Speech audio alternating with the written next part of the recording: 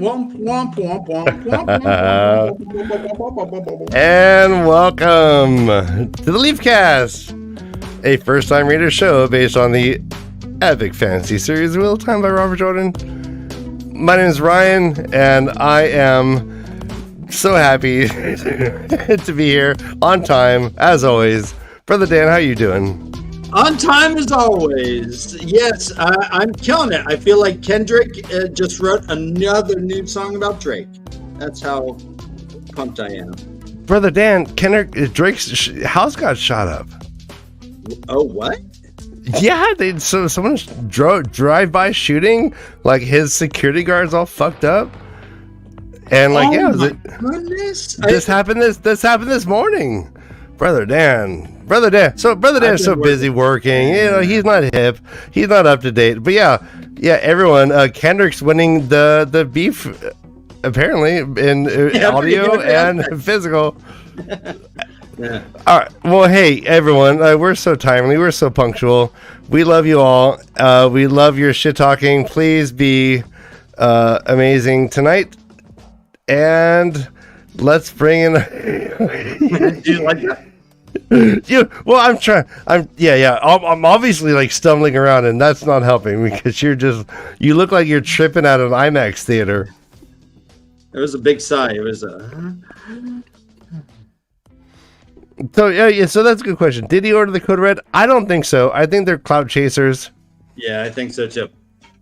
Right. But I also imagine that. I imagine Drake's house is a good few hundred yards away from the road, right? He probably has a big driveway and stuff. No, oddly enough, it's not a gated community, and you could just drive up and like people like take pictures and be like, "Hey, I'm at Drake's house," blah blah blah. But the security guard got shot. He might not live. I don't know. He might die. We don't know. No one knows. It's all bad. No one likes this. Oh, I'm sorry to hear that. The way that he famously had a beef with Andro, the Bard of Time, I flew over to Sweden and had sex with this bass player, but I didn't physically threaten him. In no way did I physically threaten him. But I won the beef. Oh, did I win that beef? I won the beef. All right, speaking of beef, Dan, wait, you're supposed to hype? Where's the hype? You're not hyping. What? Yeah. All right, let's bring the first time readers.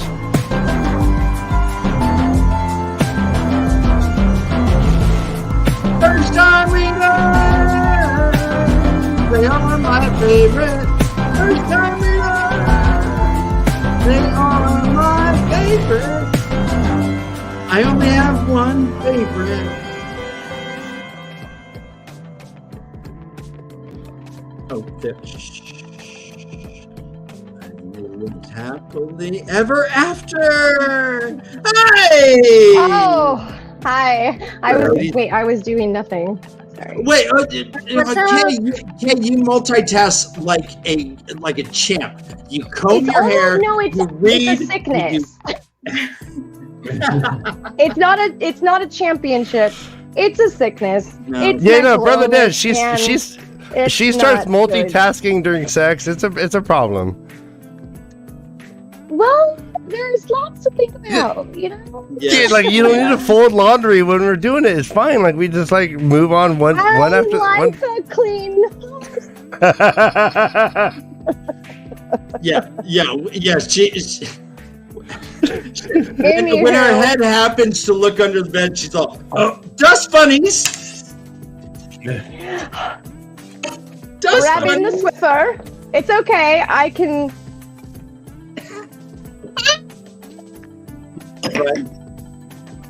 This is my favorite moment of all the show. For instance. I can't. Right? The Swiffer cowgirl, is that what it was? Swiffer cowgirl? Oh my god, Dan. 8 seconds. Nice, Josh. Nice. Yeah, no, that's wrong. And with us as always is John and Carrie John as well. Hi, everyone. Oh no, sorry. It's been 2 weeks. It's been my ass. Yeah. Sorry. That was my fault. You go. Sorry. Phone silenced. Everything's A-okay. We're good. Yeah. Sequentially okay. sequentially. All right. Continue. All right. Yeah. So we had planned on getting through the prologue last week. As usual, we did not accomplish what we had put out. So we're trying this week. We're going to finish the prologue and get through the first 2 chapters. The mat chapters are fun. The prologue, there's a couple more. This prologue is obscene. It's like 8 points of view. So we're going to finish this. I think there's 3 POVs that we still have to do, and then we'll bust through it. How's that sound, guys? This sounds awesome, Dan. I love it. Right. For me, anyway, I won't speak for the group. But... We have an order of business to take care of first before we start. Ryan? Order business? Guys, you know how you guys are trying to get me to, feel comfortable here and like you guys and stuff? Oh, yes. No, I don't know it. Mm-hmm. Something that we forgot to mention last show. We need to talk about the elephant in the room, or the shredded in the room. Remember that time that you guys accidentally banned me from chat? And I didn't know it for 2 or 3 shows. Oh, jeez. Okay. I'll step away, Ryan. You go and handle this. Oh, the puppets are so screwed right now. You handle this, Ryan. Wait, and what? I felt so embarrassed seriously, because I didn't ducked it. Like, I was typing, I was like, why is nobody saying hi to me? Like, even Matt's Dagger, I'm like, he's not even saying hi to me. Is it something I said, And it took me like 2 or 3 shows to figure out what the hell was going on. And then I think somebody was translating for me until you got me back. It was hilarious. Okay. Oh, yeah. my So God. I remember that. Look, I'll take that on the chin. That's completely my bad, Carrie. I accidentally banned you. I don't know how that. Sometimes I drink. Sometimes I drink in pod. No one should drink. Hey, lesson learned. Thou shalt not drink in pod. Lesson learned for chat as well. There are things that are sometimes inappropriate to say, and while we cross boundaries all the time on this show, sometimes chat can get carried away with things, and like sometimes we all get into this mode, and like it's so easy to go there. But I think you were trying to ban somebody else temporarily. I think what she's saying is the Leaf cast plays hard and fast, or loose and fast. Yes. Thank you, Brother Dan. But I'm glad that you brought this up, because Ryan does deserve the mea culpa. It was undeserved. It was a mistake. It was. And I had Is this zero. how you treat your hardcore fans? I mean, come on, How do I make a 0 with one hand? Wow, Carrie, keep rubbing it. Keep rubbing the salt. Go a little more salt. No, I love it. No, I'm not kidding. Do it. Yeah. This is great. Yeah. That's so amazing.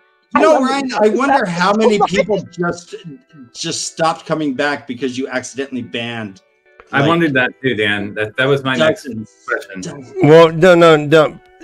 Probably none, but also like Shadow Haran, like you are banned, and like fuck off, like don't ever come back. Like how dare you?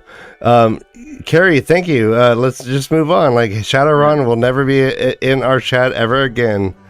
Unbelievable, you fuck, you fucking little fuck. Whatever, we're done. Let's move on. I missed something. Right, sorry. Okay. That's all good. I'm on it, but I'm also addressing it. I'm like, hey, he wanted to drink me. I Kendricked him. We're done. I won the beef. Well, I wouldn't try that with Ryan. Yeah. No, there's right. a question in chat. Swatcast is asking who designed my shirt. That's a very good question. I don't know who designed the WatCon shirts. But hey, but that's WatCon. It's a shout out. Yeah, exactly. Actually, no. I do know who designed that shirt that you're wearing. Let's pop you into full solo, because show that shirt off a little bit. That design, that wonderful, awesome design, was done by Joe O'Hara from the Twatcast himself. So that's why he's saying that. Well, of course it was. Because it's amazing. That is the only thing red on black Watt style that I think that I would wear. It's just the best. It's just the best, right? Like it's really simple and to the point, and but dynamic and intense at the same time. He's so creative. I love I'm that really guy. glad that Wakan, like, as a thank you, invited him to go free of charge. Oh, wait, hold on. Hold on. Wait, no, I'm getting a text. Are you allowed to say that? That did You're not not allowed to say happen. He did not get a No. real thank you at all. All right. No, yeah, that's right. I'd also, then while we're on that train, Dan, I'd also like to thank Amazon Prime Paris. for the giant check. You definitely owed him. You recognized that, admitted your fault, and sent it. Exactly. Josh, how you doing, man? Doing well. A little tired today. Okay. Well, You? we'll try to. I'm tired as well. Today was longer than I had anticipated, but I'm here to pretend, that I'm happy. No. But yeah, let's do this. We do have a few point of views to get through before we get to Matt. The Matt chapters I really liked, but let's finish the prologue if we can. Let's drudge through it. When we last finished, I think it was Logain's wife, or Gabrielle, his slave woman, was the point of view. We did not like that so much. Now we have Yukiri. Yukiri is an Aes Sedai who is hunting Black Aja. That's her job, more or less. She's in Tarvalon. She's in the middle levels of the tower. Fucking bitch. Hunting Black Aja. Ooh. Oh, wait, I need to change my name, so that makes sense. Okay, hold on. Anyway, continue. Good one. Yeah. Not every thought needs to be said, Case. We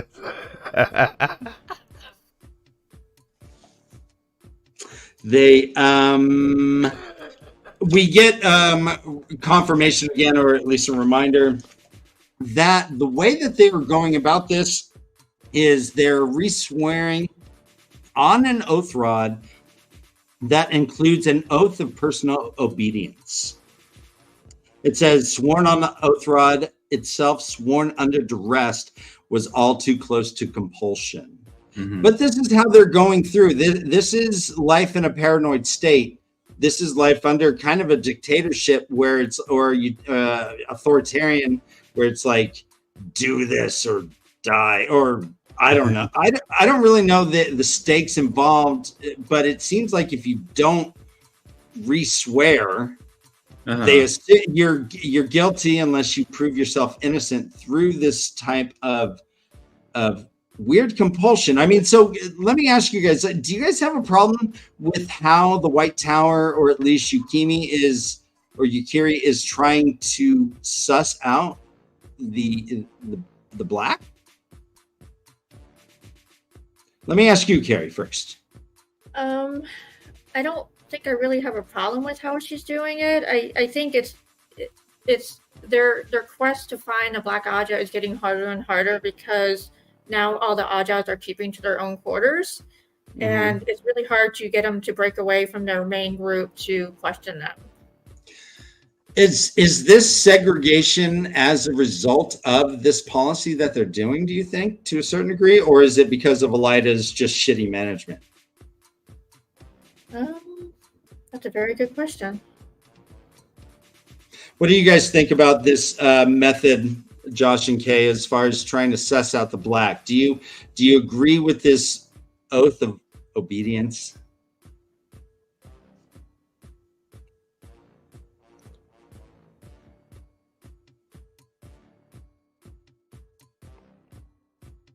I'm waiting for Josh to talk. I'm not Yeah, waiting until Josh. He's obviously waiting for you to talk. I know. I'm like, I was clearly on mute, and I'm like, on mute. I don't. To be honest, Right, go. I don't really know what's going on in the White Tower right now. I don't feel like I feel like we've gotten so little storytelling from inside of it, other than these like random ass perspectives from people who we don't really know. I don't know. I can't. It's actually one of my complaints at this point in the book. Is like I don't really know what's going on in there.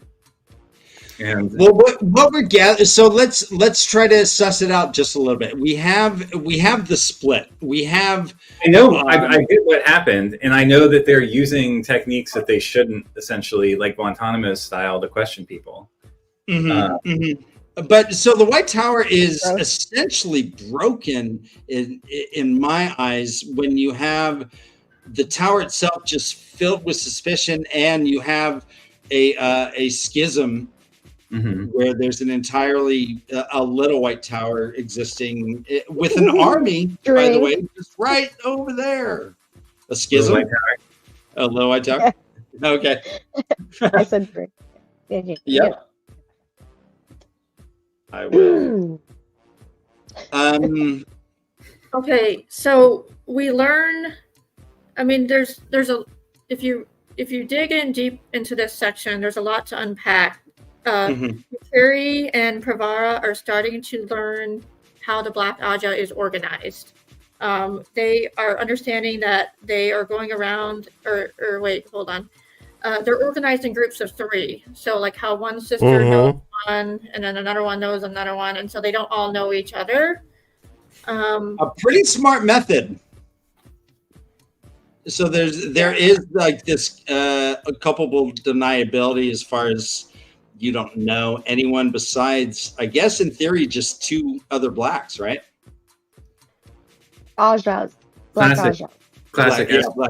Black Ajas or yellows. Yeah, it's a color. That's all. I'm kidding. I'm being an asshole. I'm sorry. Very distracting. There was a line in here somewhere, and I apologize, I don't know exactly where it was, but we learned that Pravara learns that Galena is black, and that was something that I think was speculated but was never really confirmed in a prior book.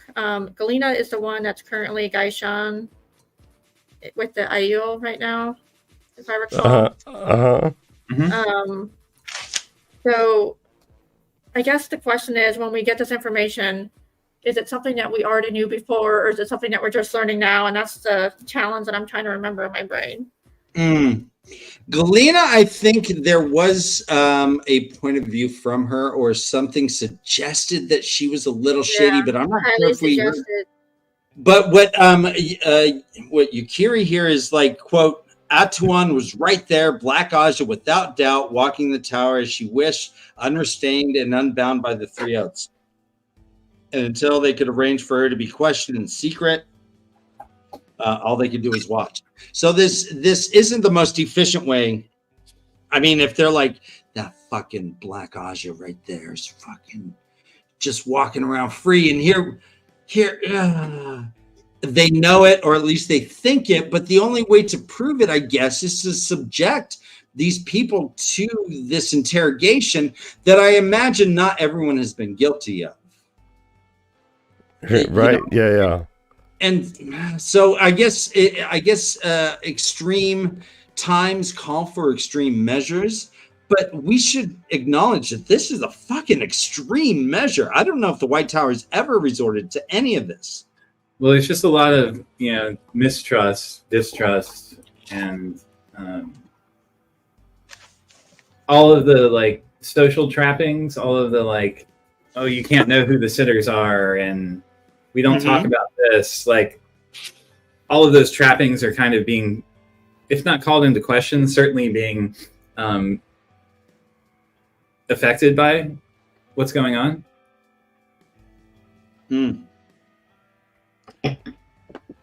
So again, I don't have a clear picture of like what's going on, other than to know that it's a mess. It is a mess, and it seems like it's maybe not unprecedented, but it's been a really, really long time since something like this has happened. But they intentionally hide that kind of information, even from each other, about intrigue in the tower and the Black Aja. Like, the fact that you can't even talk about the Black Aja makes this more complicated, right? Correct. And people suspect or know that Swan's the Amerlin before Swan, she was it Tamara? Yeah, she Tamara Offspring. She apparently died in her sleep. But no, she was killed.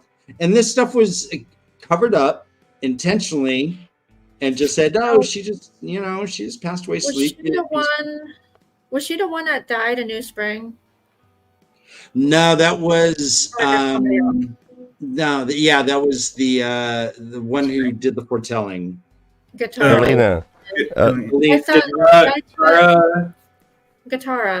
Guitarra Moroso. Yeah. I thought there was an Amerlin in that book that also got killed under mysterious circumstances. You might be right. Let's help us out, Chad. You're right. You're right. Everyone, hey, no spoilers past Stagger. Yeah, but so good. Yukiri is trying to get her friend. Well, I guess not really her friend. Her brother Dan, let's say I had a real Slim Shady, which is amazing. Yeah. Nice. I'm the real Slim Shady. I'm the real Slim Shady of all the real Slim Shady. Mayor Draws, please stand up. Okay, thank you. She is leaning on Madani to rekindle her friendship with Elida. They're pulling straws here. This isn't. I mean, she's like, oh, back when you guys were accepted, like 30 years ago, you were friends with her. I want you to do it again. And she's actually, I've tried, and I am getting cockblocked left and right. The Keeper of the Chronicles, Alviarin, is always like fronting. They're like, well, Alviarin ain't here this week. What do you know? It's her. She took PTO. So she's not here. She's out of the way. So you have a clear path. Go take it. But it's a difficult conversation. There is a drinking obligation here. It is a longer one. So let me read it in full in ASMR without smacking my lips. Okay. Okay. Okay. Madani made a small sound in her throat, and Bernal's head twitched. Her multitude of narrow, beaded braids rattling against one another. I don't know if that really warrants it, but I'm giving it because of the effort. She made a small sound in her throat, and this woman's head's twitched, and her things rattled.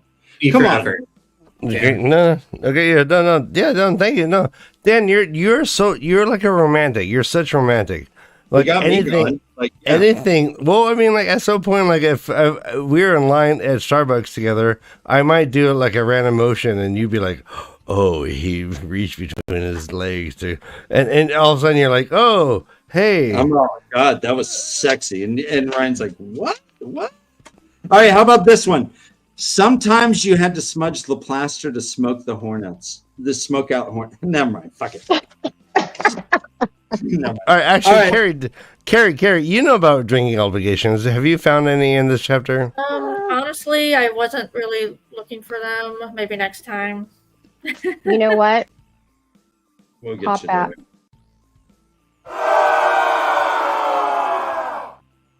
But we hear that Yukiri is determined.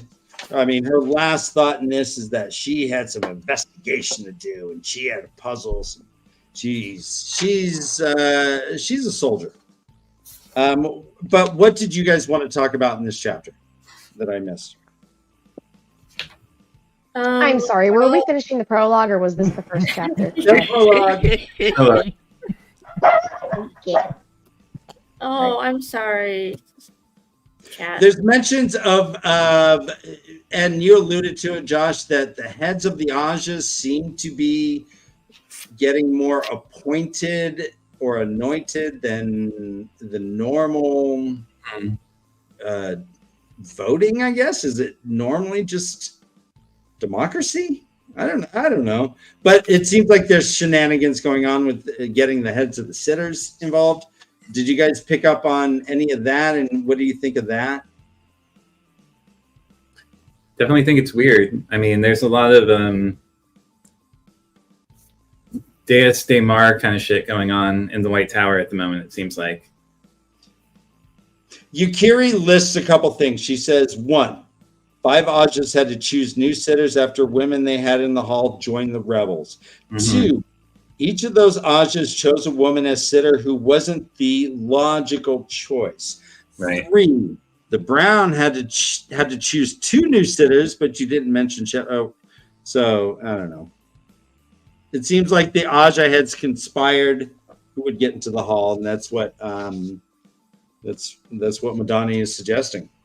What does that mean?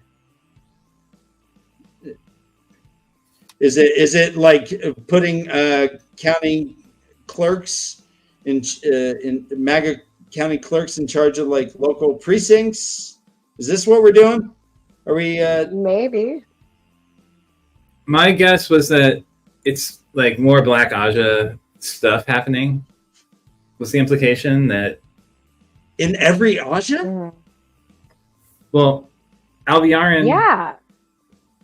Alviarin's running the ship right now, and she's a known Shadow Pal. She's a colleague and friend. Is that what you mean? Yeah, Elida's under her thumb. We have a Forsaken in the White Tower, masquerading as a Aes Sedai. And it's basically empty. It was already empty before, but now it's even more empty, the tower. Everyone's isolated. What I want to know is, what is all this thinking about Cad Swain making like leather out of her skin?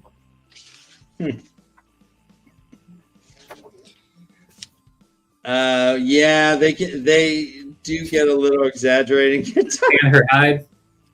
I mean, I can't see Cad Swain sitting Ryan, there you're tanning human skin and making belts out of people.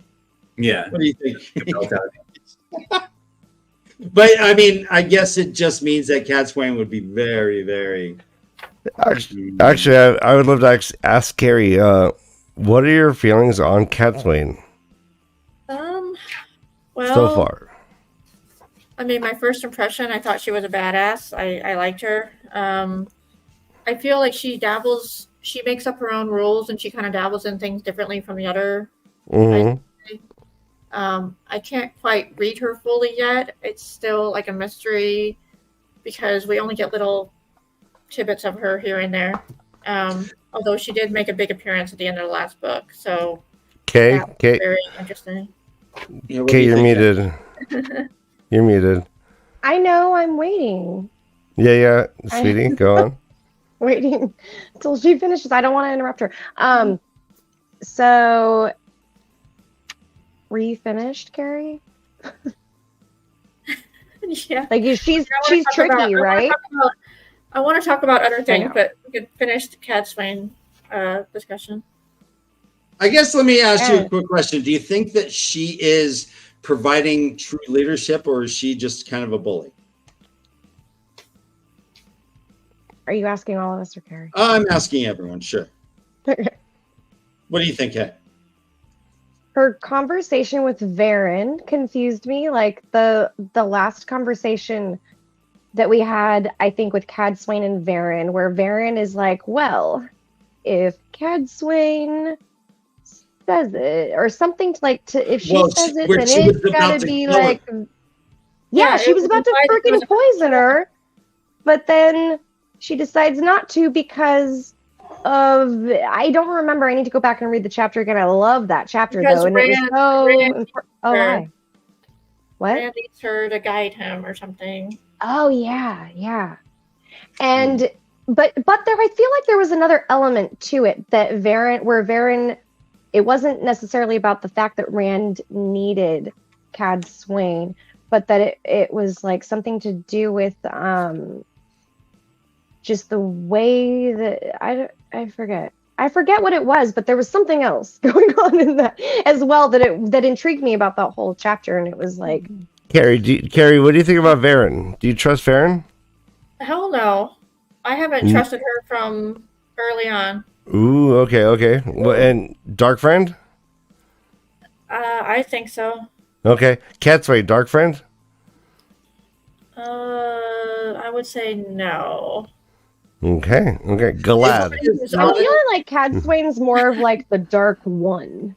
You know, like she's the just makes her own know rules. be and all Everybody's of afraid like of her. yeah, there's nothing, everybody's afraid of her and there's nothing she has to kind of follow. And you make a great point with both of those things, Kay. So is she the epitome, the ultimate of what the Aes Sedai goal is? To be an asshole and to be scary and to be stronger than everyone?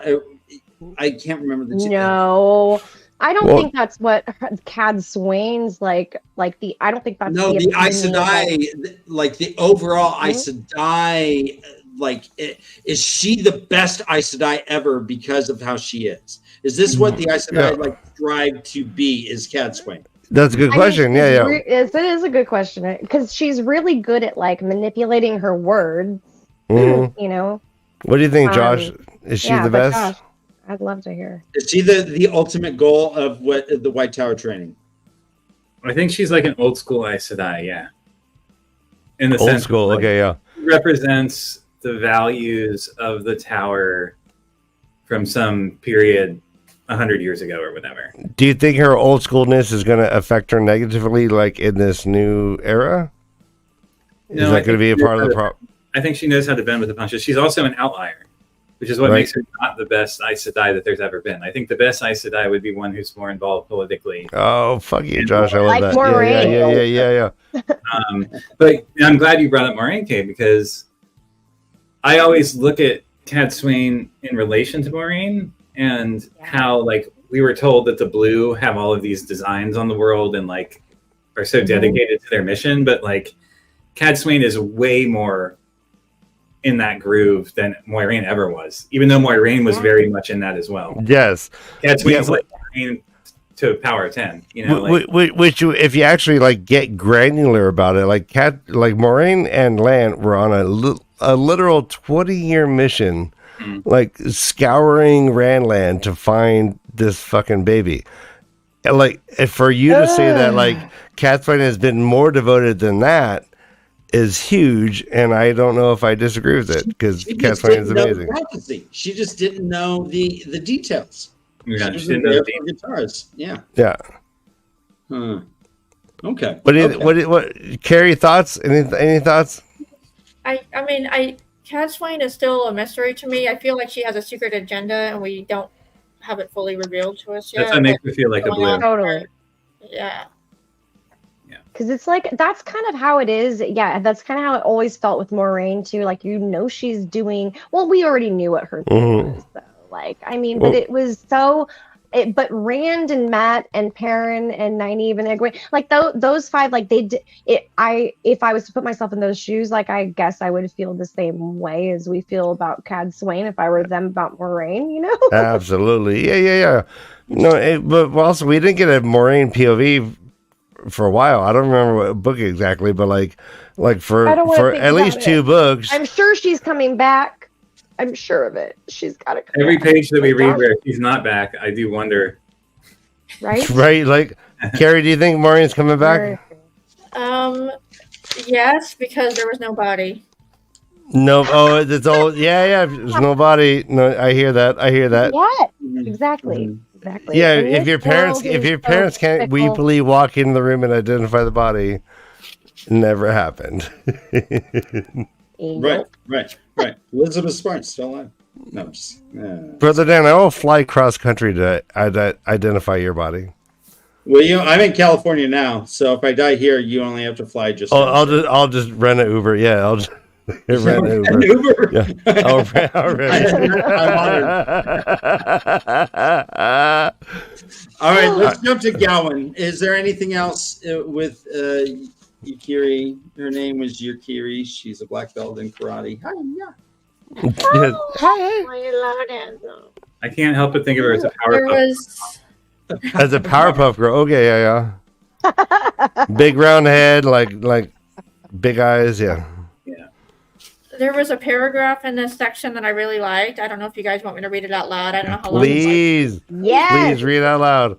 Okay. So this is on the bottom of page 47 of the hardback. Okay, she says, where had Alviarin gone in this? You have a clear path to Elida, and you will take it. And you will keep a close watch to see if anyone might be reading Elida's papers. Just be sure no one sees you watching. Talene said the Black Aja knew everything that came into the Amerlin study before it was announced, and they needed someone close to Elida if they were to find out how it was done. Of course, Alviarin saw everything before Elida signed, and the woman had taken on more authority than any keeper in memory. But that was no reason to accuse her of being a dark friend. I just thought that paragraph was hilarious because we all know that she's the head of the Black Aja. That's great, Carrie. Yeah. Whose POV is that in? I'm sorry. I think it's still in your Carrie's. Yeah. Okay. So that makes me think of unfortunately, again, like Trump's first term, where there were people in the room that were like the adults in the room, and I think that there might be some that are trying to help the White Tower, and there's probably some that are like just chaos monkeys. That's a good point, brother. Dan, just think about the Emperor wears no clothes. Sorry. With the mushroom. Yeah, I think Trump is best encapsulated by the Emperor wears no clothes. He came in, just put that big old hairdo on that Emperor with naked Emperor, and like it all makes sense. Like no one was willing to tell him, like, bro, like, yeah, you sound like a dribbling baby. All right, let's jump to Gowan. Let's go, Gowan. Real fast.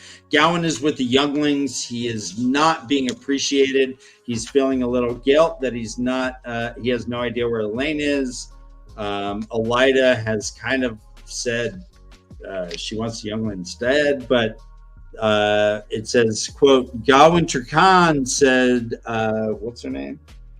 So Katerin Al-Truda said, Gowan Turkan, I have orders for you from the Amerlin seat, and she wants to talk to you. All right. Yeah, here's a good question. In the books so far, has Catswain taken on the Forsaken? I believe not. I believe not. What she did, yes, she has.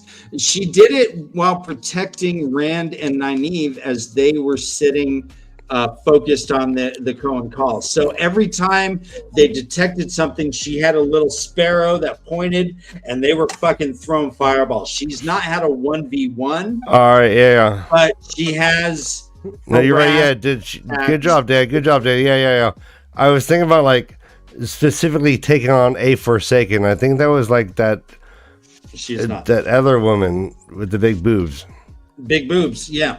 That was who's the big boobs woman who took on a Forsaken. No, Dolly Parton was not linked up and like. All right, we're done. You know what I'm talking about, though. Yeah, maybe? She like blew up a mountainside, and there was a Forsaken behind a rock. It was fucking all right. Algonor. Anyways, people, chat, help me out. Big boobs. Okay. I know. I don't. They all know what I'm talking Dolly about. Parton's movies. I'm so sorry. Dolly Parton getting ripped. It was Pamela Anderson. Yeah, Pamela Anderson. Anna Nicole Grandel. Oh my God! All right, I hate you all. Anna Grandel Smith. Nicole Grandel. I love that answer. End of conversation. Moving on. So, anything that you guys want to talk about Gowan at all? It's only like 5 pages. Yeah, go ahead. Yeah, but I would love to hear Carrie's thoughts on Gowan. Okay, so I just find it hilarious that he still thinks of his sister as being an accepted and how innocent she is. And, oh, yeah, she's probably in the tower. She's doing her duties, the daughter heir of Andor. And I'm like, no, dude, she's like shagging it up with the Dragon Reborn and she's pregnant. Like, come on. Right. Yeah, she's not the delicate little flower you think, buddy. She fucks. Or did once. All right, no, guys, everyone, it's Elsa. It's Elsa Penfell. Elsa Penfell. Right, and I believe Elsa had a big bosom. We'll find out. These are all Robert Jordan's. He said it, not me. Oh. I thought Elsa had a great personality, and I thought she was like wonderful. What I Case. I'm mute so that I don't fart. What I sense from Gawain is a bit of turmoil and uncertainty. I don't see where his. What are you guys seeing, first timers, including UK? What was the question? What do you? What's going on with Gawain? Do you? My impression is he is not doing great. What do you guys think? I mean, he's like outside of the city, right? Like kind of keeping watch and waiting for. He's like middle management right now. Yeah. Yeah, I don't know. He's not I think he can get fired any day. Yeah. All right, let's jump to Davram Bashir. Davram Bashir is the coolest guy ever. Yes. Oh, what, Josh? It is ironic that his lover, the woman that he thinks he loves, is the Amerlin for the very people that he's fighting against. Davram, you mean? No, Gawain. And he's sorry, yeah, you go. Yeah, fuck Gawain. About letting Swan go. Yeah. He mentions that. He's like, yeah, none of this shit would have happened if I had just captured her. I mean, he's a very undeveloped character. We've had, 1,000 words. Agreed. In the entire series. So totally agreed. I do not even understand how so many people hate this person so much at this point when we barely know him. I mean, that's a good point. They don't. Good point. Yeah. Yet, but we don't know him. Like, we don't know what's going on with this guy. Like, really, it's very limited. You're right, Josh. Yeah, good point. And he's leading a little army of baby warders. It's awesome, right? He's got little baby warders called the younglings. Don't do that while I'm drinking, Dan. So Davram Bashir, the man who rides in normally standing on the saddle as opposed to sitting because he's isn't he super short? Yeah, he's pretty short. Yeah, but he's yeah. He makes up for it with Moxie.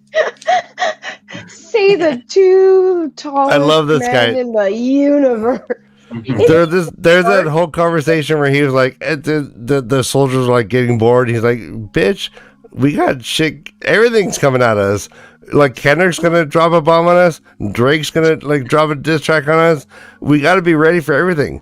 And then all of a sudden, like, he goes into camp and he notices that his wife might be in danger. And this makes me love him more than anything. He fucking like panics. Like, right, like his little ass fucking body on a big horse. He charges through camp, jumps off his horse, right, which is a big jump for him. And he runs into to find his wife. He's like, oh my God, what's happening? Like, he loves his wife so much. Yes, this is my favorite. And he tries to crawl up onto the bed. Yes, but he can't get up. He needs a step stool to get up onto the bed. That might all be true. That might all be true. But just remember, Davram Bashir threw a fucking knife at Rand just to make sure he can channel. Remember this? He fucking threw a dagger at Rand, and he's like, "Oh yeah, you caught it with that one power." I knew you'd get it. So yeah, and let's not remember this is let's not forget this is Fail's dad. And Fail's mom is the one who like took on 2 assassins with her own fucking dagger and made out alive. I love this scene. I love Davram Bashir. I love his wife. I love this whole relationship. Go on, Dan. Yeah. So his wife did get attacked. Oh, Carrie. Oh, sorry. Carrie. Okay, Yeah. I'm gonna pause really quick. This is my favorite part of the whole prologue because a woman doing self-defense. Hell yeah. Martial arts. Yes. All right. Yeah. If you don't know, if you approach Carrie wrong at a con, she will just sweep you, hi-yaw you. You might your nose into your brain, like just. I can vouch for that. Don't fuck with the Carrie. I've seen it twice. not that I want to go off tangent, Please but do. really quick, Always.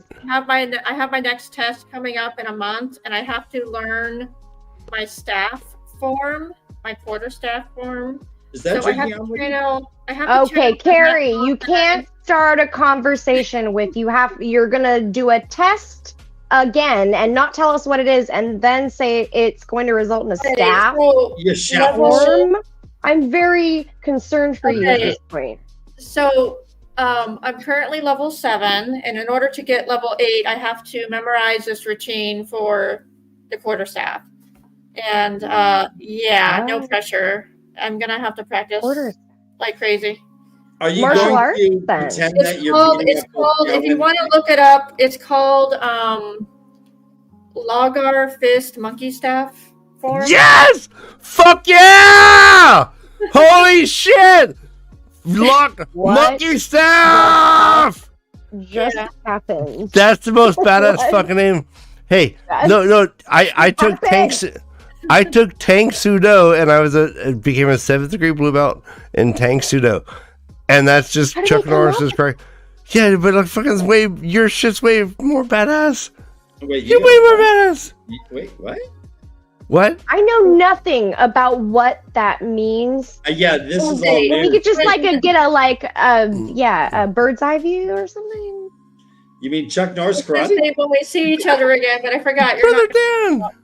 Oh, I totally agree with that, brother Dan. I have no education. All right, brother Dan, let's talk. Tank Sudo. We went to the same studio. It was the Chuck Norris karate system. We had to learn the forms. Oh my god, are you pooing on my I'm face? laughing. So No, I'm doing a form. Oh, it's a form. Jesus It's called an air Christ. form. What? Jesus Christ. Let's bring Josh back down here because he's not Jesus saying much. Oh my gosh. Gosh. Oh, you're in the dugout. We're both in the dugout. Josh and I are always in the. We're apparent. Am I looking at you now? Or Nope. am I the wrong Oh, way? now you are. Now you are. I'm No, the. now you I are. am the worst with this because my thing is I don't know fucking reverse. Oh, So it it's looks like reverse. we're both looking the same way to me. So the Dugout. it turns out that a couple of the people that attacked Davern Bashir's wife escaped, but were found dead. Quote, they were dead, my lord, just outside the camp. Each got one thrust with a narrow blade. It had to be more than one did it, unless he was faster than a rock viper. Any ideas who tried to... Adam Fane. and they were looking for shit, too. Pat and Fane? Okay. Okay, I'm sorry. My jaw is like hanging open because of Sky Squirrel's comment where characters with flaws and heart. Gowan personifies this. Like that is thank you. Thank you so much for saying that. I love that comment. So Yeah, I love Yeah. Gowan. I think Sky Squirrel and I are on the same page with Gowan. I'm a Gowan. There's an aficionado. empathy Yeah. zone that you can have for this character. Gowan For is the Drake sure. of Wheel of Time. Well, I don't know. Yes, if I'd call him Dan. That bad. Yeah, put that in your Is pipe he and that? smoke I it. don't think that's. I don't know that He's the that- Drake. Oh, I lost Dan. Yeah, I don't think he likes that. That I worked. know when the hotline bling.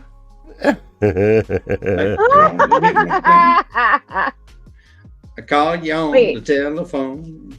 Well, I'm doing that dance. Wait, that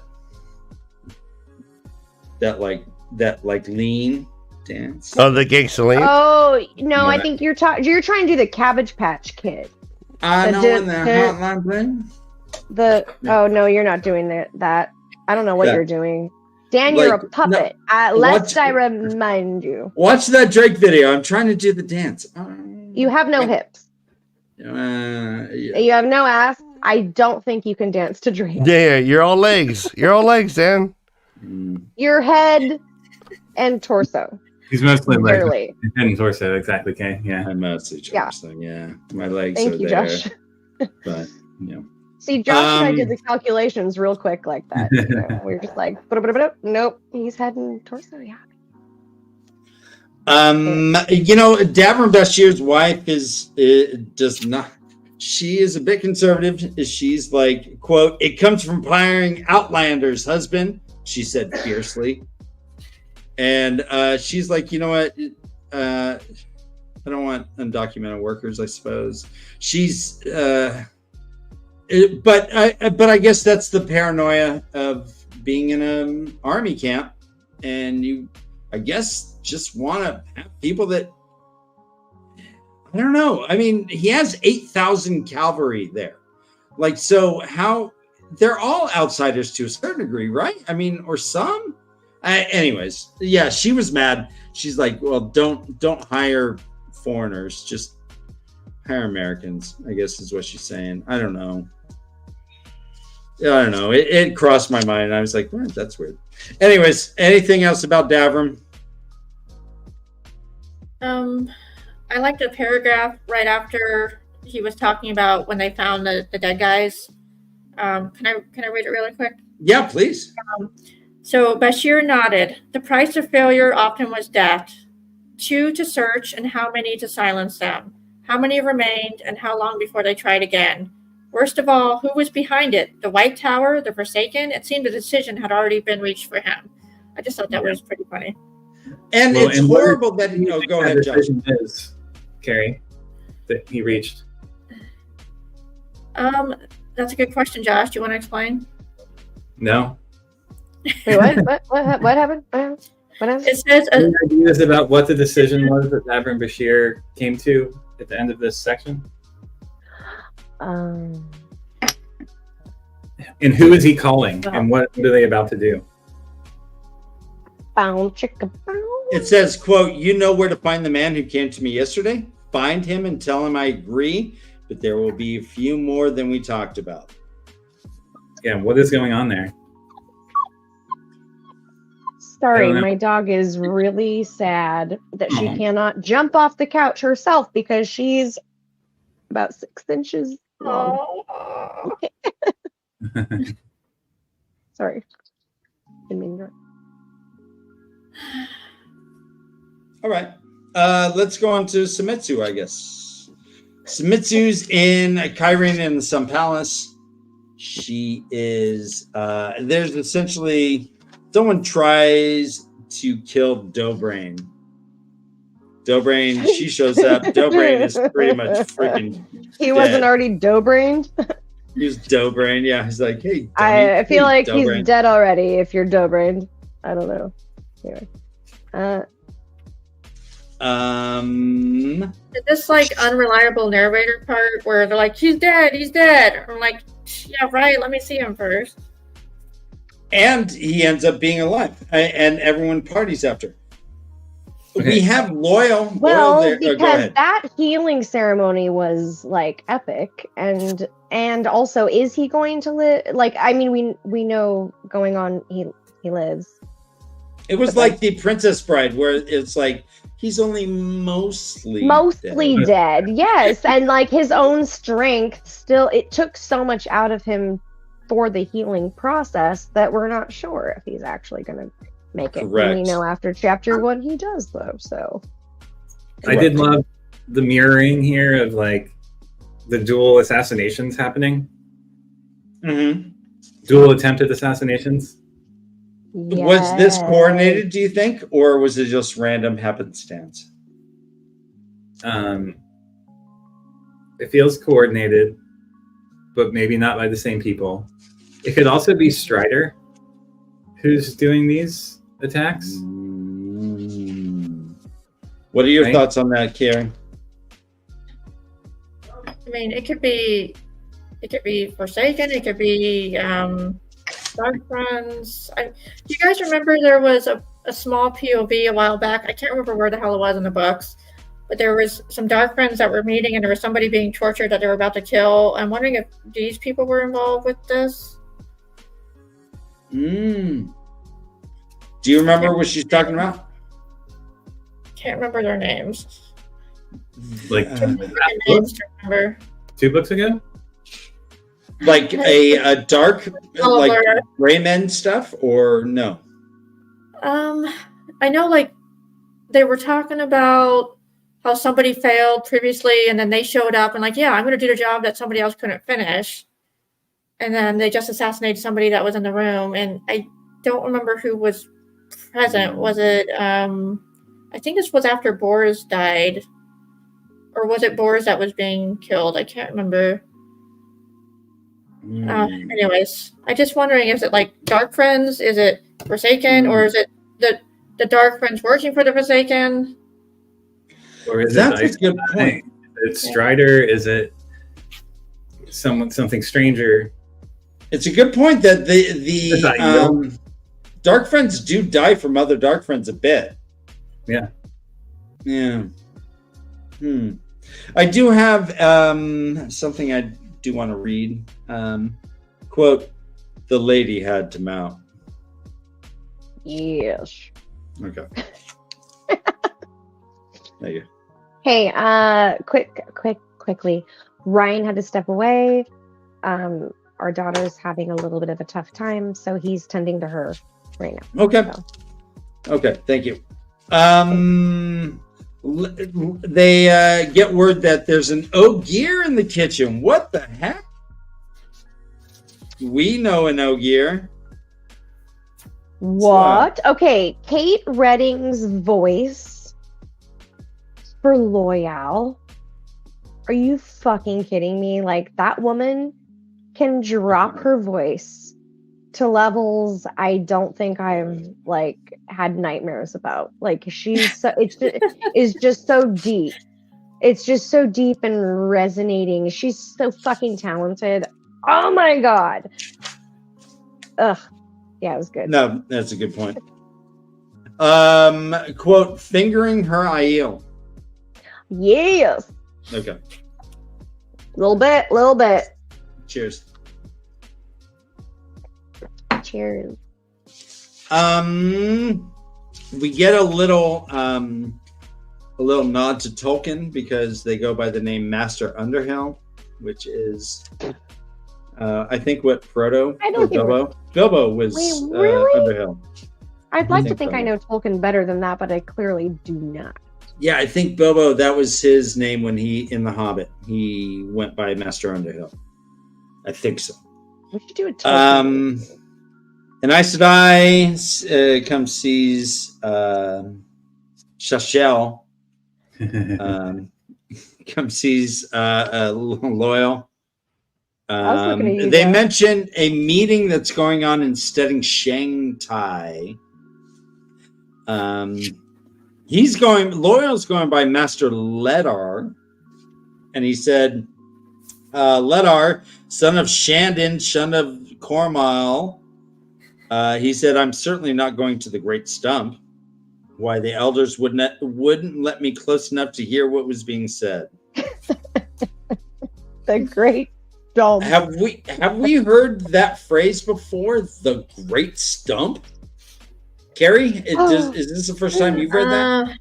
I don't recall hearing that phrase before. It's capitalized. Maybe it's like a place for their leaders to congregate in the Ogier. Was it a spoof? We've heard I about know what it is. It's like, I know what it is. No, Josh, you can go next. I'm going to say this one quick thing. Yeah, I'm teasing. Josh. I'm fucking with you. Like, Josh, shut the fuck up. He's all, oh. I'm talking to the ladies here, Josh. All right, there we go. Slick. That's so fast. That was so slick. You were like on one side of me and then the other. It was like, whoa. Okay. I don't remember what I was going to say. I knew that was going to happen. Great stump.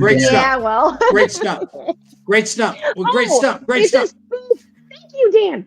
It's a spoof on, it's like Men in Tights, like for the, I don't know, Men in Black or something. Yeah. Like the Great Hunt. It's a spoof on the Great Hunt, obviously. So it's the Great Hunt for the Great Stump. Yeah. Something like that. In tights, for sure. That's my actually Tinder nickname is Great Stump. Mine too. Is it? Oh my gosh! That's why I keep getting some weird DMs. I'm not sending you my underwear or whatever. I don't know. I'm sorry. I don't know. It's a great stump. All right. It's a stump. It's a stumper. It's a stumper for faux show. Let's see. I do think we've heard of the Great Stump before. I'm pretty sure earlier on when Loyal's mom was wandering with his girlfriend, the man that they were with was lamenting that he had to leave the stump to go on the journey. So what are your thoughts about the stump? Is it a location? Is it an event? Is it it's both a location and an event. A giving tree or nice. Hello, boy. Come rest on my stump. That's probably my favorite book in the whole wide world. I'm guessing it was a singing tree that no longer exists. That was special. Obviously. The tree gave everything he could, you know. Yeah. The tree of life. A great stump. The tree of life. Tree of life, yeah. We know where that is. Ruidian. Obviously. Thanks, Josh. So Dobrain, they hear, oh shit, Dobrain just got killed. They're like, what? They run, they go to his apartments. Everyone's just weeping. They're like, oh, fucking Dobrain, that's so bad. Oh, poor Dobrain. Poor the Pillsbury Dobrain. Oh. Thank you, good. And they're like, oh no, he's only mostly dead. Let me see what I can do. And what is it? Carlton, do you know the kind of healing that Damer Flynn uses? The kind that uses all 5 powers? He's like, well, I don't know. He looks dead to me. It's that. But Samitsu licks her lips, giggity, and says, I'm going to do it. She throws the weaves in and, quote, he lived by a hair. She says, take him to his bed, get as much mild honey water down him as you can. Yammers. Let's see. There's a little something with, there was a paper that was in Dobrain, or the guy who, like, hold on. So there was, what's that? The note. Yeah, so where was this note? I'm sorry, I'm trying to see it. It was shielded by his body. It was like held close to his body and shielded. It says, at my command, the bearers of this are to remove certain items, which they will know from my apartments, and take them out of the Sun Palace. Make them private of my rooms, give them whatever aid they require, and keep silent on this matter in the name of the Dragon Reborn, and on pain of his displeasure, Dobrain. And he signed it, and he has like that, like Trump, like real, like Sharpie, Loyal plucked it. Do you want to hear this part? Do you want to hear I don't know if you want to though. Like, was this what you're looking for? Loyal plucked it. A sheet of cream-colored paper, creased from folding out of the Ashamon's hand, and held it up in front of his face, opened out in his thick fingers, ignoring Carlton's scowl. Obviously, that's the scowl. He scowled, and he's You're like, welcome. that makes no sense. But yeah, they're like, well, I guess it's forged. There's no way Dobrain would just hire his people to kill him, but that's what happens, I guess. And they hear that a party of sisters had just arrived, and Logain is with them. Guys, Logain and his harem just showed up. Awesome. And that's where the prologue ends, after like fucking 40 points of view. My God, my head hurts. So what is it that Carlton has Loyal stop talking about? Is it the horn of Valir? Is it the seals? What did Dobrain have Here's what it says. It says, but this makes no sense, Loyal says. No sense at all unless he cut off abruptly, long ears flickering. Oh, this is very bad. If there were more than two called in, if they found, he choked off his words again at a frantic head shake from the young man. Mm-hmm. What? So, yeah, great point, Josh. What are they referring to? If they found what? What did Dobrain have that someone may have been looking for? Does anyone know? I thought it was the horn of the Lear. I'm sorry. Go again. Yeah, sorry. I thought it was the horn of the Lear.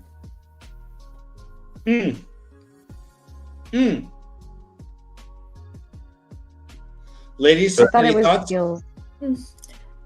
Okay. So I think. Okay. Here's my theory. I think that. Or Forsaken compelled him to write this note in his own hand, and I think they were looking for the keys for the thingamajiggy that they activated at the end of the last book.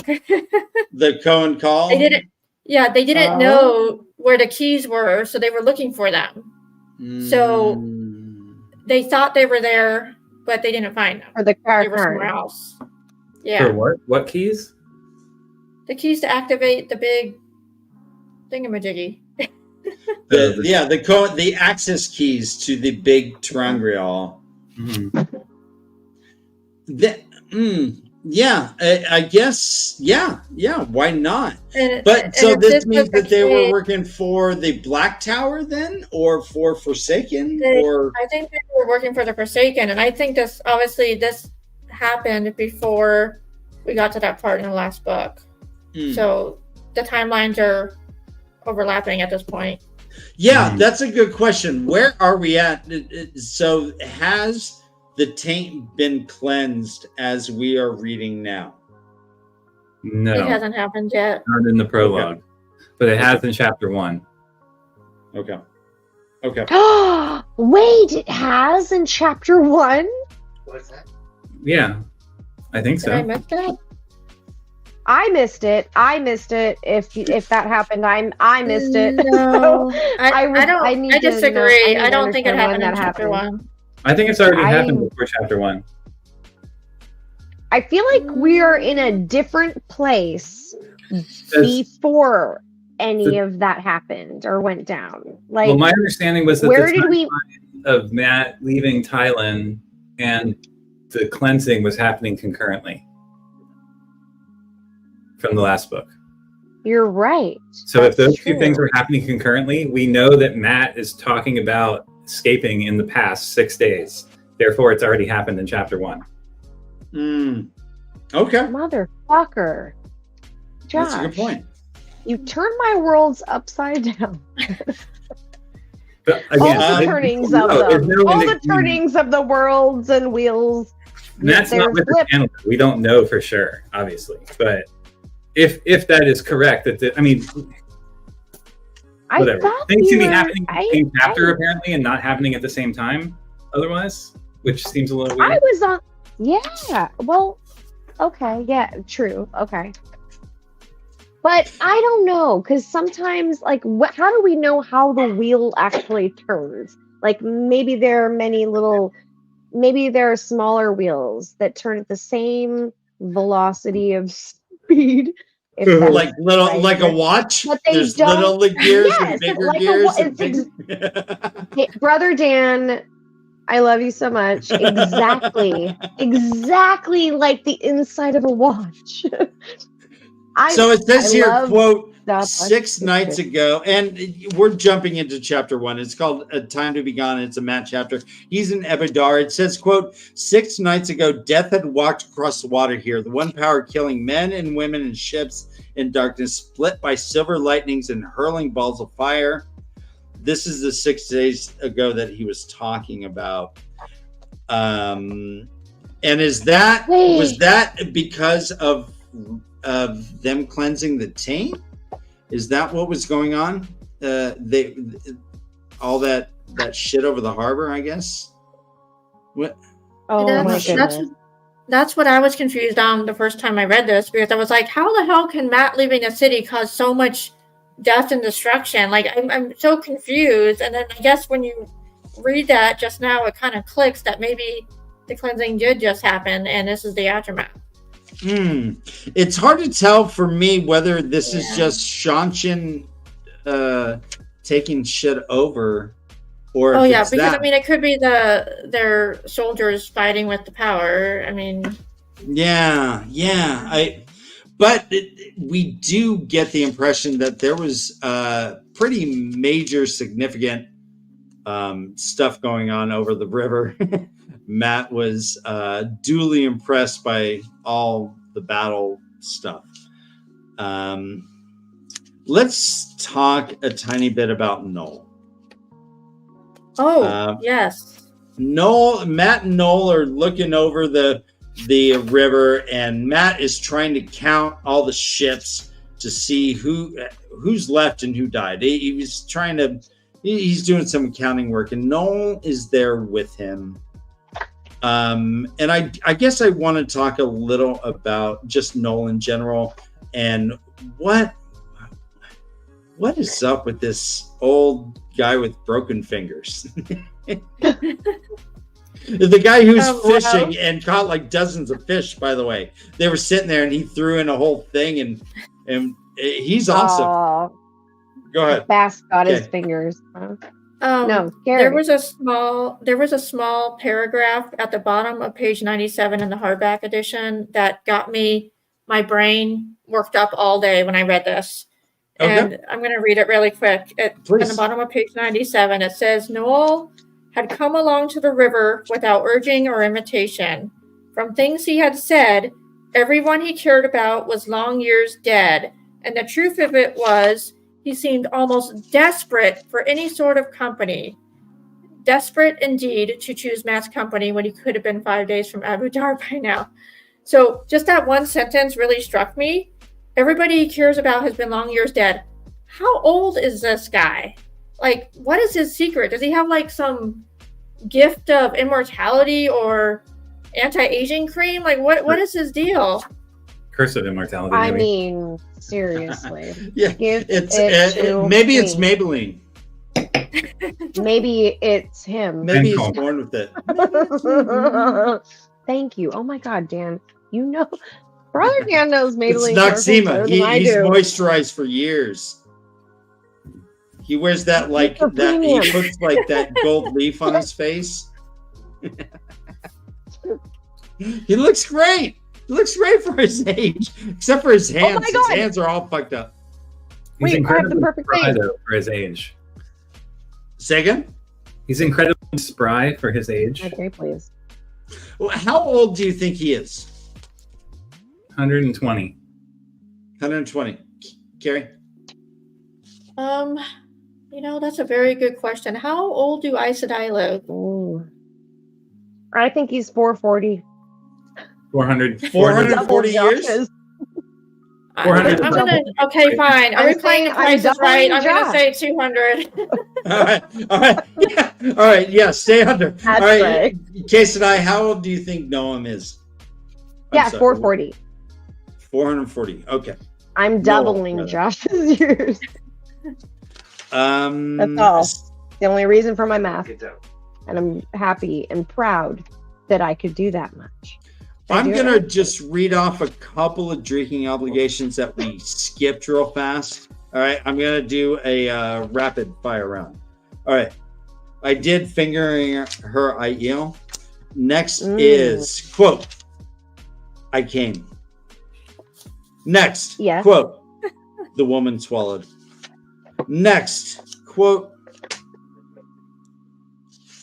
at the wells. No, that's not one. No, that's fine. Did it not say gaping? I'm just kidding. It did not say gaping.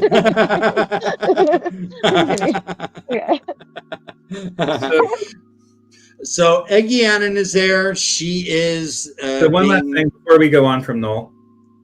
Please. One possibility is that he somehow like vanished or was like captured for a long time or taken outside of time, either to like the Aelfin or Aielfin or whatever, right? There's plenty of ways for people's family to be long dead and them to not be some number of years old that don't make sense, right?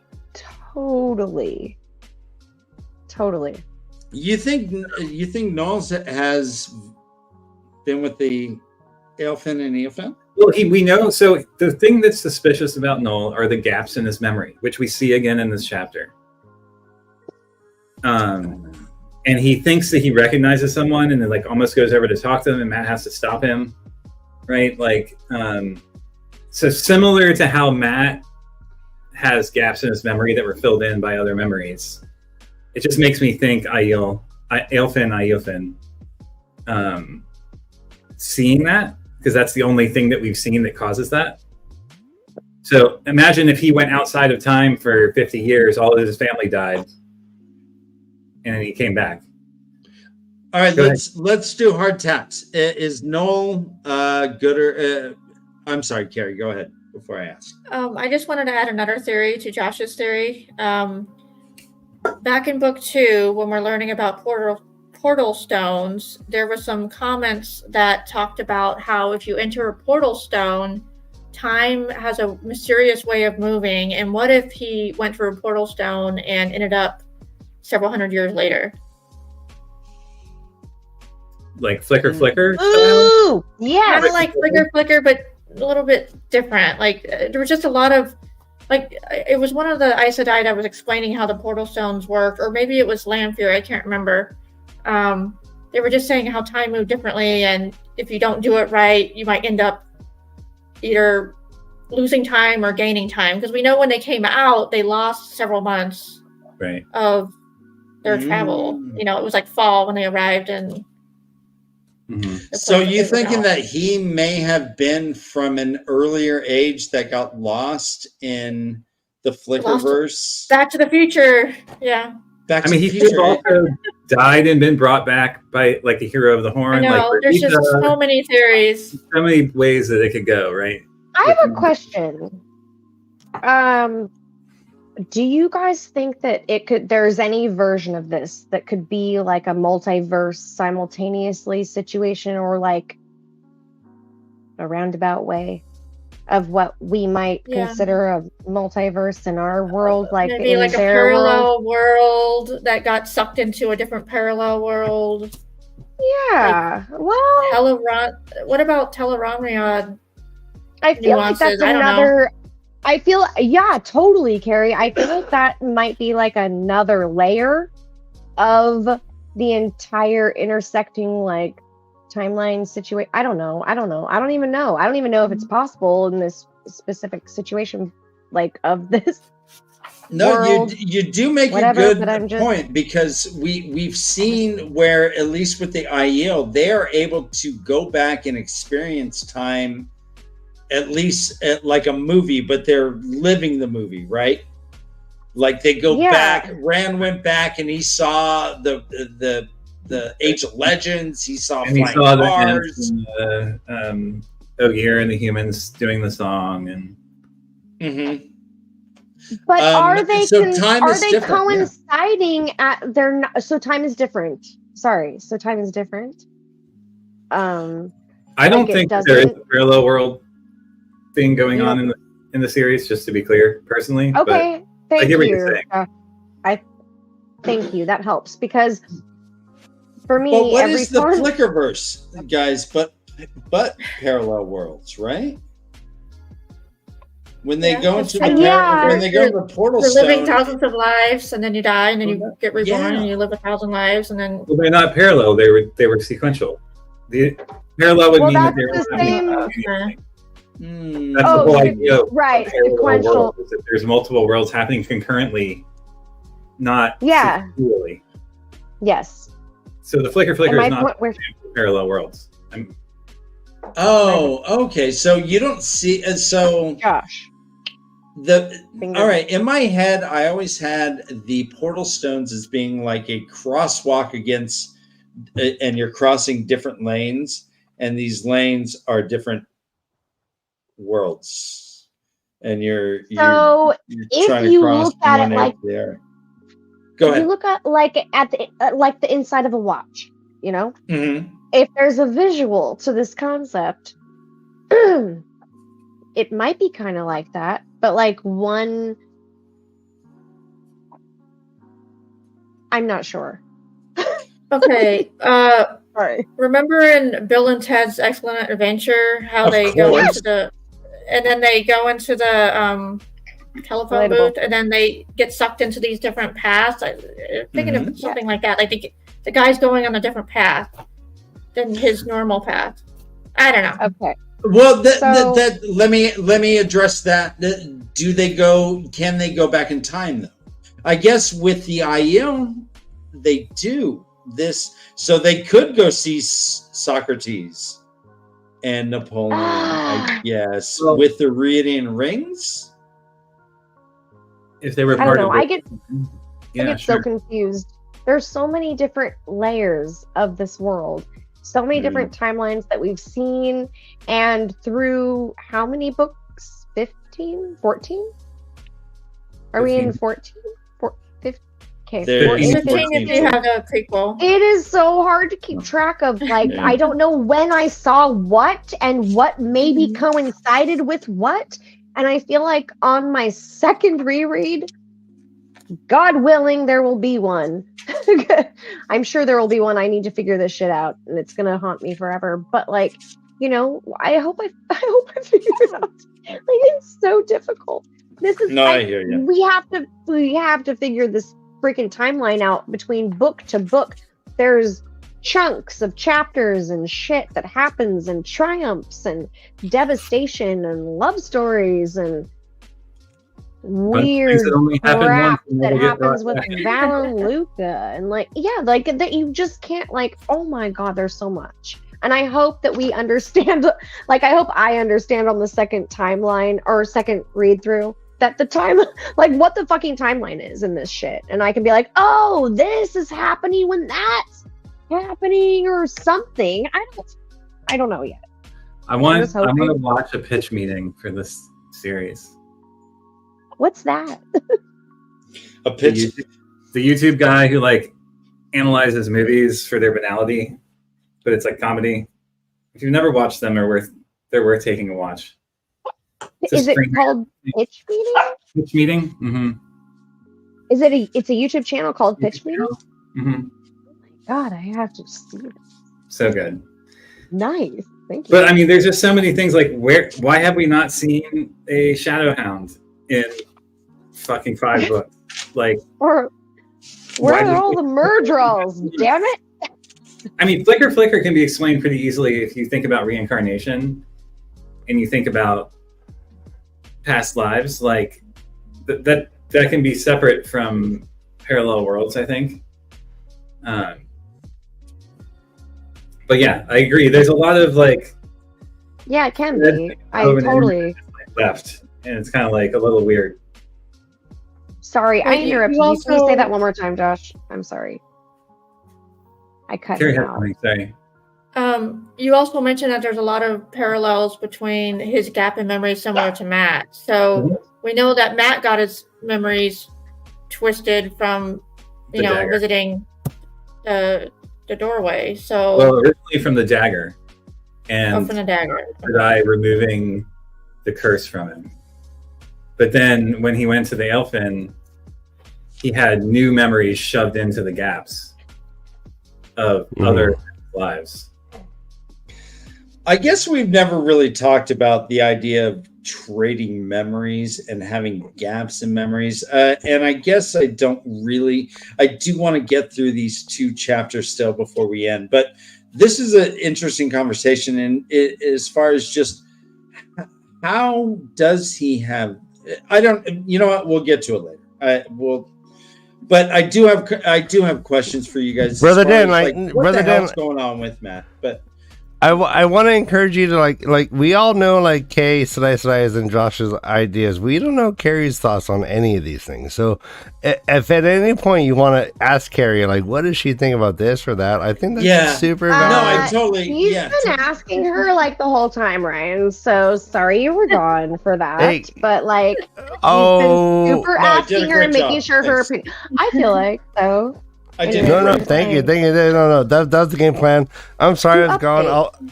I'm back. Super Dad is done. You are, honestly, and that's what I was going to say mostly to you, Ryan, is thank you so much, because fucking rock star. Stepdad over here. Read that out loud, Ryan. All right, yeah. So Ashmaza, you change your name, asshole. Varen said, "Are you surprised that your life may have been different if you made different choices?" Paraphrase. So they experience worlds created by their choices. I don't know if I agree with that. Right? I mean, that defines multiverse. You decide one thing, there's the path. You decide another, and there's the path, but they all exist. Isn't that so? Yeah, but in these chapters, Matt literally says there's a difference between. No, it doesn't have to all exist at once. It would just be different turnings of the wheel. No, you're right about that. Yeah, and you're right about the this. Multiverse that explains that. Okay, thank you. That's helpful. What's up, Sean McLeaman? Nice to see you, man. You are just a bit late. It's all and good. He spelled his name correctly.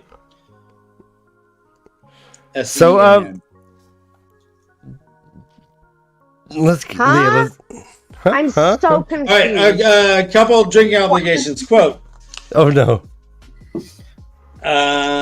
She had come. All right. Well, of course she had with that bod. Quote. Well. Fits on her hips, leaning forward. Oh, that's better. Oh, nice. Quote. Almost as hard and definitely as stiff. That's great. That's great. I did not catch these. Although there was a lot of rod talk in these chapters. Quote. With the shiver, Matt pulled himself. Fuck yeah! I have one written down for this whole chapter. Dan, I'm so proud of you. That's a good one. That was so good. All right. You made yourself re-chuckle on that. Guys, there will be a moment when Carrie's like, "Hey, what do you think about this drinking obligation?" Hey, I can't wait for that. We're gonna pop her up on the screen and make a showcase. So I still want to bring up, now that we're in chapter 1, like my question that I wrote everyone about, which is, why is it that we're viewing this experience of Matt's in the past? Why do we not get, like, was Robert Jordan too lazy to Just kidding. I've been so irritated at Robert Jordan more than ever in the beginning of this fucking book. Like, what does it mean that we're viewing this through the lens of past memory? Things and are going should it backward. affect our trust of Matt's explanation? It certainly makes it harder to know what actually happened.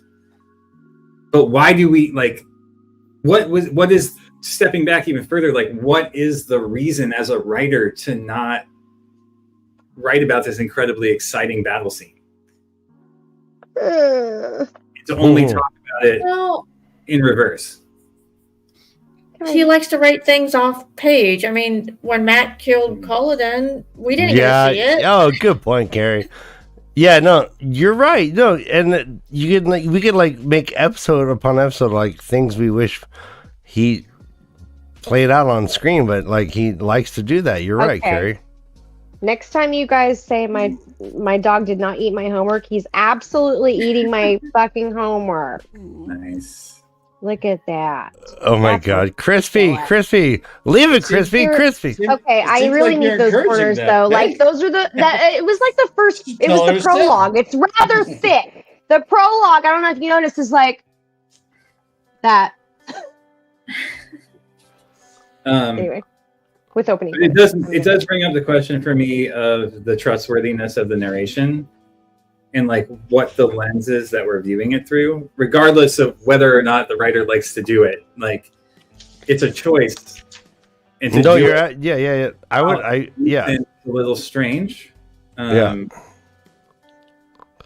Like, I absolutely think, like, if you were like to do like a scientific analysis of all of this, you'd have to take in the POV and then the limitations of that. Like, these are people's understandings of the world. Like, so they might talk about this or that. They might be like, oh my God, the dark one or the pattern and blah, blah, blah. But like, that's just their understanding of it. Like, that's not truth. Like, these are very limited POVs, and he reconstructed the entire series to like fuck with us with that. I lost Kay. And then the other thing that we've talked about that this chapter addresses kind of directly is whether or not the memories Matt had inserted by the aliens are his memories or not from past lives. I just want to read this paragraph here. Okay. Yeah, please. Memory really it was not his memory really from an ancient war between Bergen Sea and Maurinia, yet it seemed his. Realizing that he had not actually lived one of those ancient bits of other men's lives that were stuck in his head always took him a little by surprise now. So maybe they were his in a way. Isn't that crazy? Like, I want to think of this as like a genetic thing, right? Like, that makes more sense to me. And that is true in the case of like Luce Theron and Rand, right? What do you mean? Rand is theoretically Luce Theron's incarnation in this current timeline. Okay, yeah. So it's true for that, but it's not true for Matt. Yeah. I get that, yeah. Being translated here, whereas in this case, Matt was literally just like peppered full of like random battle soldiers. So you have to think about the demographic of people who would travel through the Redstone doorway to go and interact with the Aelfinn to begin with. But those are the memories that they fed on, and then. Whoa! You think every general he's remembering went through the doorway? Yeah, because so my theory from long ago, going back many books, my theory about the Aelfinn is that they feed on memories, and what they filled Matt's head with was the memories that they had eaten from other people who had traversed the doorway. And in order to fulfill the promise that they made for his request, which they said that they would meet, they just shoved his mind full of all of these random people's memories. And again, that demographic is a limited set of demographics of like pretty successful war generals and like people who had access to the doorway and who were ballsy enough to go through and not knew the song, right? That's a fascinating. What do you think, Gary? I think Josh is making my brain hurt. I'm used to it. I'm thinking on different levels than I've ever thought of. On some of this stuff, it's pretty amazing. I don't really have any thoughts on this. Yeah. Kay, did you happen to hear what Josh was saying as far as where Matt got his? So, what do you thought? I have a question though. Like, if the Aelfinn are eating all the memories, are they shitting them out too in some way? Like, and I don't mean that in a shitty way. Mm-hmm. I mean that in a real like. Is there something that if they're eating the memories, like, are they expelling the memories? Then as well, like, are we seeing that within these characters? I don't know. Good question. This is so weird. It's an interesting question. And again, another place that I would love to go and have more page time with is their worlds. Yeah, mm-hmm.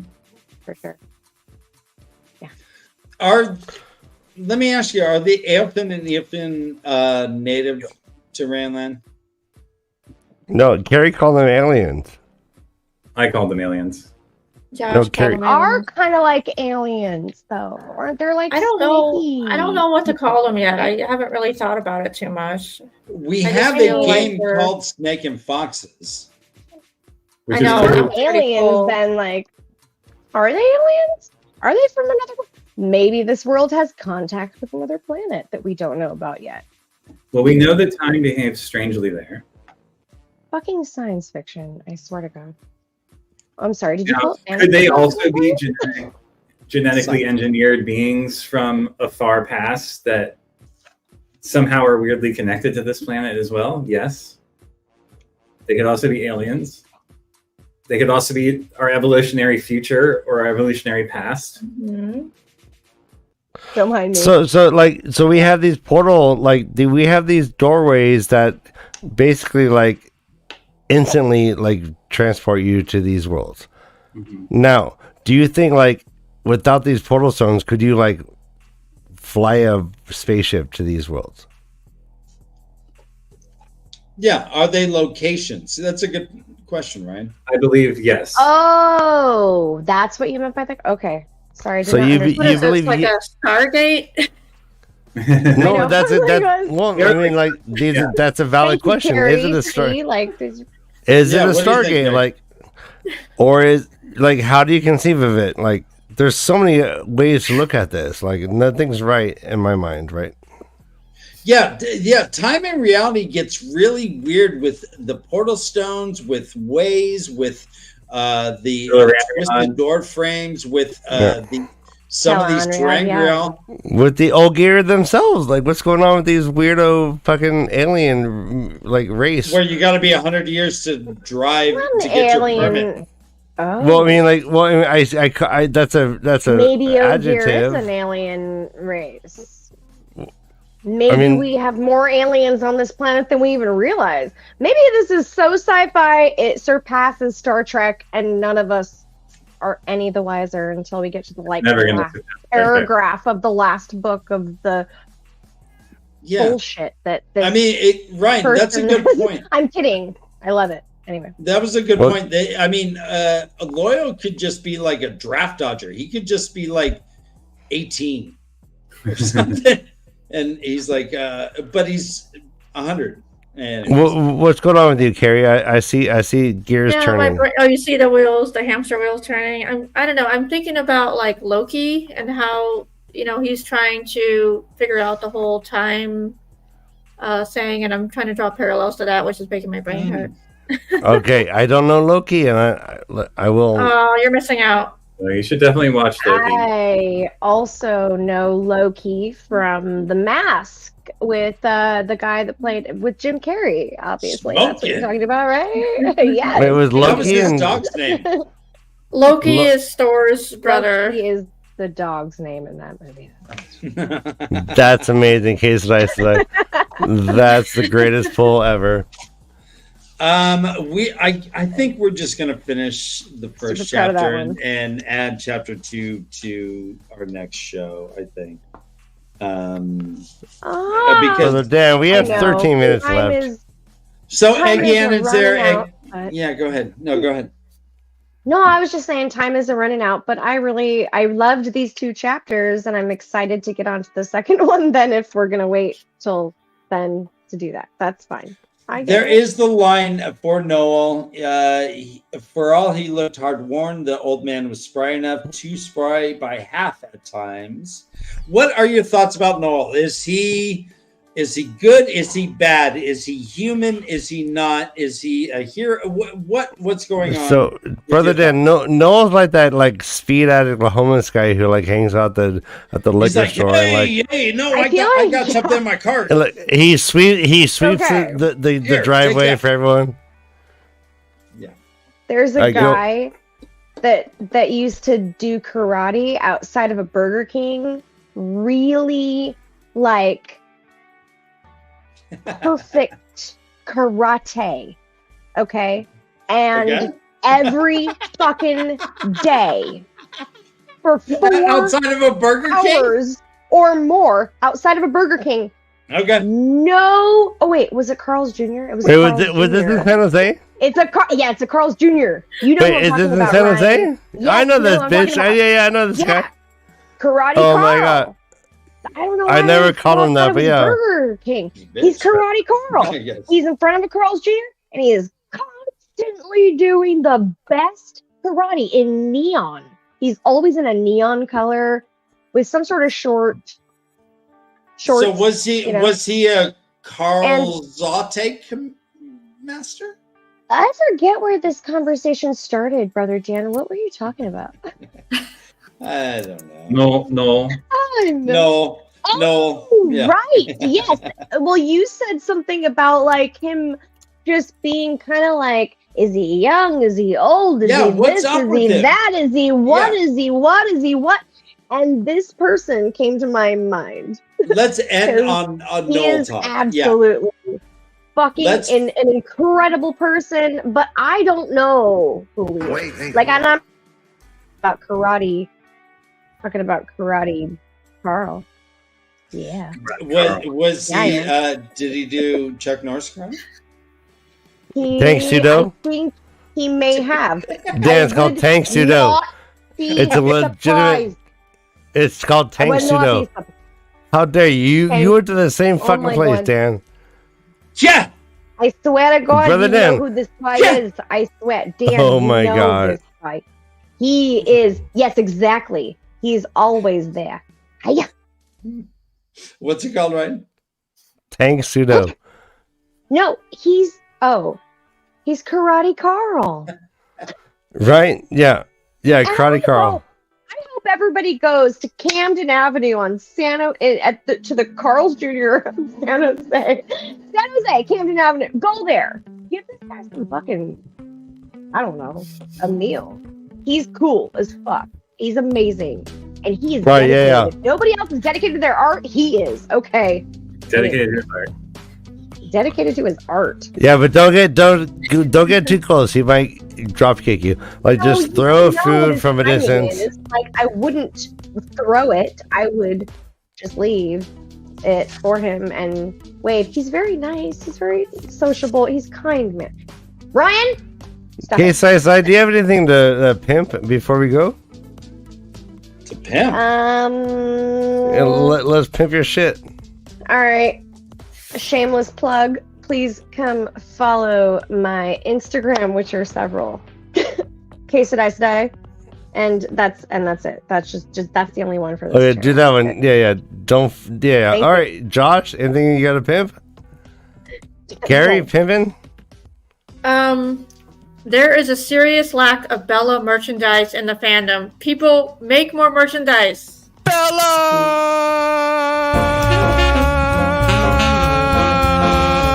We love Carrie!